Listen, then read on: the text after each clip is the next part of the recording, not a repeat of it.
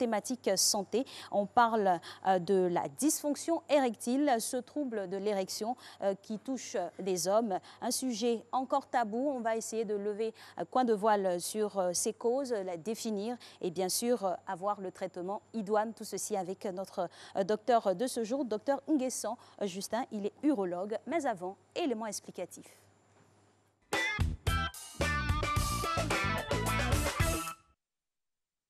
Un trouble érectile, c'est un dysfonctionnement. C'est généralement vu au niveau des hommes.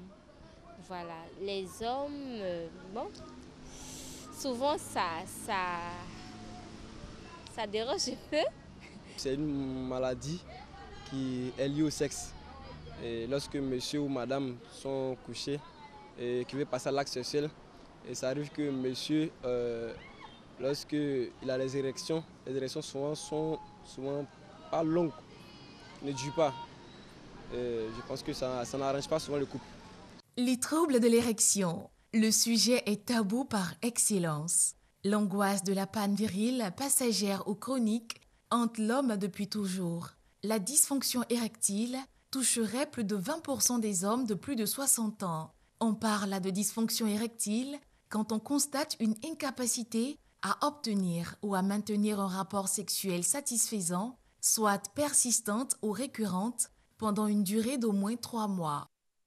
C'est une incapacité à avoir à avoir une érection suffisamment rigide pour obtenir un rapport sexuel satisfaisant. Donc il y a des patients qui arrivent à obtenir une érection, mais elle n'est pas assez rigide pour avoir le rapport. On a des érections molles. Voilà, chez certains patients également, ils n'arrivent même pas à avoir d'érection. La dysfonction érectile, comme on le dit, est de cause multifactorielle. Certains parlent d'un symptôme sentinelle, c'est-à-dire que c'est une pathologie qui va cacher bien d'autres pathologies parce qu'il y a plusieurs causes. Les causes sont nombreuses.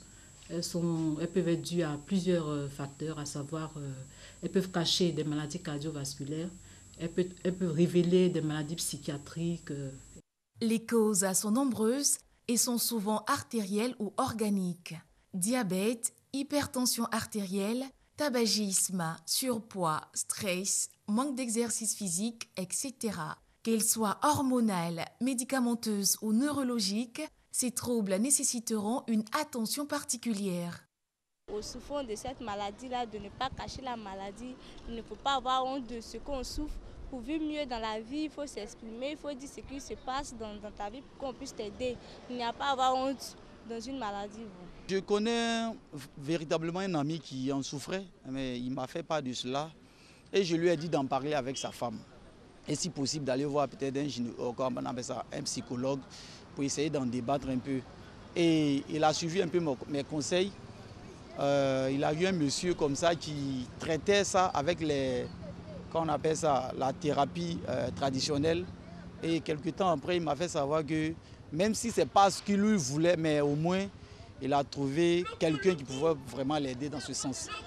Voilà. Et comme ça, il a pu sauver son foyer. Et actuellement, ils sont heureux, ils continuent vraiment la relation. Plusieurs traitements existent et sont efficaces. Quelle que soit la cause de la pathologie, on peut traiter de façon efficace cette dysfonction érectile. Donc ça ne doit pas empêcher, ça doit amener les patients qui souffrent de dysfonction érectile à venir consulter pour qu'on leur propose un traitement pour que leur santé sexuelle soit parfaite.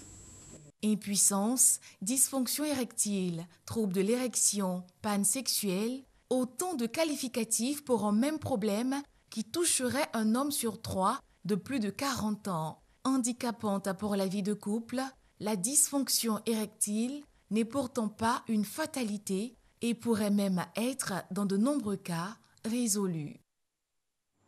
Et voilà, de retour sur ce plateau en compagnie du docteur Nguessan. Nous allons essayer de décrypter en profondeur ce sujet très important. Bonjour docteur. Bonjour madame. Et bienvenue. Alors on parle du dysfonctionnement érectile. On a eu, tout le monde y est parti de son commentaire pour la définition. Quelle serait la vôtre?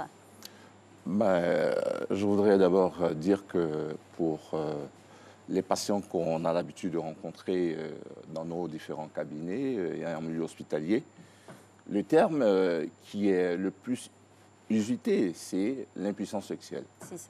Bon. Dire dysfonction érectile, c'est un terme qui est très fort, qu'on essaie maintenant d'introduire dans nos consultations avec les patients. Puisque jusque dans les années 93, 85, le terme impuissance sexuelle était beaucoup plus utilisé. Et il a fallu qu'au cours de la conférence de consensus de la National Institute of Health aux États-Unis, où le terme dysfonction érectile a été introduit, puisqu'il y a une variable par rapport à l'impuissance qui, pour le commun des mortels, quand on dit impuissance, c'est un arrêt définitif. Or, la dysfonction érectile, par définition, selon la conférence du consensus, c'est une incapacité à atteindre et ou à maintenir une érection pénienne de façon suffisante pour un rapport sexuel satisfaisant. Ça, c'est la définition qui est, j'allais dire, usitée à l'heure actuelle dans la communauté scientifique urologique. Et c'est ce qui se rapproche davantage de ce qu'on constate sur le terrain. Tout à fait. Alors, quelles sont les causes de ce trouble? Alors, comme l'a dit ma collègue dans le reportage, c'est des causes qui sont multifactorielles, mais on va essayer de cadrer ces causes de sorte à mieux comprendre les dérivés de ces causes-là. Alors d'abord, il y a ce qu'on appelle les causes organiques, c'est-à-dire des causes qui sont liées à notre organisme et autres, qui font que, quelque part, indirectement, on se rend compte que ces causes-là sont les véritables responsables de cette dysfonction érectile. On a les maladies cardiovasculaires, notamment l'hypertension et ses traitements. Et puis, vous avez ce qu'on appelle les maladies vasculaires et diabétiques, par exemple. Et à côté de ça, vous avez d'autres causes qui sont, j'allais dire, qui tombent sur nos modes j'allais dire, de vie, notamment l'alcoolisme, le tabagisme. À côté des causes organiques qui sont, j'allais dire, non exhaustives, vous avez les causes psychogènes qui représentent pratiquement dans 80% des cas l'essentiel de ces causes de dysfonction érectile, à savoir la dépression, comme elle l'a dit, des troubles psychiatriques. Vous avez la dépression générale, vous avez l'anxiété générale, et à côté, vous avez ce qu'on appelle l'anxiété de performance, c'est-à-dire quelqu'un qui n'arrive pas à avoir un rapport satisfaisant, il est anxieux pour le prochain rapport sexuel. Et puis, il y a les causes toujours, j'allais dire, psychogènes. Vous avez, par exemple, un deuil, un divorce. Et puis, à côté de ça, vous avez d'autres causes, j'allais dire, de facteurs environnementaux, de pouvoir dans le couple, où c'est soit la femme ou l'homme qui cherche à dominer. Donc, du coup, vous avez cette souffrance, vous avez cette frustration dans le couple et qui entraîne, malheureusement, l'installation, j'allais dire, variable de cette dysfonction érectile. Beaucoup de troubles émotionnels également. Tout à fait. D'accord. Alors, parlons de ce dysfonctionnement-là érectile ou de l'impuissance, comme on le dit ici. Dans la société, quelle est l'importance de la question aujourd'hui, avec nos mœurs et toutes les contingences culturelles? Alors, comme vous le dites si bien, dans notre environnement socio-culturel, c'est une question qui est taboue. En général, les hommes ont l'habitude, devant cette situation, de s'adonner à l'utilisation de notre pharmacopée traditionnelle. On parle de cure-dents de gouraud, on prend des bouteilles de koutoukou avec des racines à l'intérieur. Des mixtures assez suspectes qui, pour le commun des mortels, est à même de nous créer une performance érectile assez soutenue. Malheureusement, il y a le revers de la médaille, où on arrive à des complications telles que le priapisme, où on a une érection permanente qui ne revient plus et qui entraîne ces situations.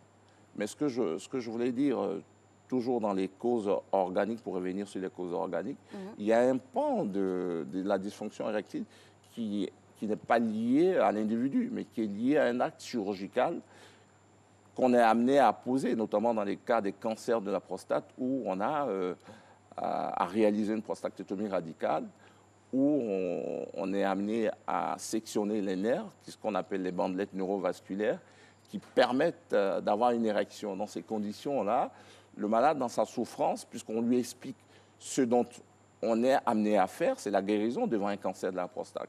Et si au cours du diagnostic, on se rend compte que la maladie arrive sur les bandelettes, nous sommes obligés de les enlever. Du coup, le malade est préparé psychologiquement à se dire que, quelque part, l'érection sera abolie. Donc, on a d'autres traitements palliatifs qui nous permettent de recouvrer cette érection. Puisque vous avez fait mention de l'aspect chirurgical, il faut aussi poser la question, est-ce que la vasectomie aura une incidence sur l'érection après? C'est deux choses différentes. La vasectomie, ça n'a rien à voir avec l'érection. Je ne voulais pas en parler parce que je risque de vous prendre tout votre temps d'antenne. Sûrement que des personnes aussi s'interrogeraient voilà. sur l'incidence. Voilà. Alors, la vasectomie, simplement, c'est un rapport avec la possibilité de pouvoir annihiler le fait d'avoir des enfants, puisque ce sont les conduits des canaux éjaculateurs qui apportent le sperme dans lequel est le spermatozoïde qui va aller au cours des rapports pour faire donc cela n'aura aucune incidence négative sur le fonctionnement même de l'appareil génital. Tout à fait. Au niveau de notre pays, est-ce qu'on a quelques chiffres sur la prévalence ou de ce que vous constatez dans les différents cabinets d'urologues? Mais de plus en plus, on rencontre des patients qui sont atteints de ce symptôme ou de cette pathologie. Et en général, ces patients nous sont amenés par les cardiologues ou les diabétologues, puisque c'est des patients qui viennent pour leur souffrance organique de type diabétique ou cardiaque, qui sont amenés à être pris en charge par les urologues ou les andrologues. Et à ce niveau-là, alors, à ce niveau-là, comme je vous ai dit, les chiffres qu'on a de façon mondiale, c'est autour de 20% pour des patients de la tranche de 18 à 69 ans. Mais au niveau national, on n'a pas encore de statistiques précises. Non, on n'a pas des statistiques précises. D'accord. Alors, vous avez parlé aussi du traitement que, par exemple, des maladies cardiovasculaires pouvaient avoir sur l'érection. Cela se situe à quel niveau exactement pour préciser les choses? Alors, ce que vous devez savoir, c'est que la fonction érectile, la physiologie, c'est-à-dire le fonctionnement de l'érection, obéit à l'apport de la vascularisation d'un côté et puis du système nerveux de l'autre côté. Donc, dès lors que vous avez des troubles cardiaques qui sont en rapport avec les problèmes vasculaires, il va sans dire qu'il y a un retentissement. D'ailleurs, comme l'a dit ma collègue Dr Cramo, c'est que c'était l'élément sentinelle qui augure de l'existence d'une pathologie sous-jacente. C'est-à-dire que quand vous recevez un malade en cabinet qui vient vous dire que j'ai des troubles érectiles, il ne faut pas se cantonner uniquement qu'à ce trouble. Il faut remonter pour voir est-ce qu'il n'y a pas une pathologie en dessous qui pourrait expliquer. Donc, c'est à la fois un symptôme et c'est à la fois une pathologie. Donc, l'un dans l'autre, dans les rapports médecin-malade, il se trouve qu'il y a tout un interrogatoire qui doit être bien outillé, qui doit être bien agencé pour arriver à une définition et à une conclusion. La prise en charge thérapeutique de cette pathologie-là. Et du point de vue socio-économique, la pathologie a quel impact aujourd'hui? Alors, ailleurs, c'est considéré comme un fléau de santé publique, parce que ça a un impact.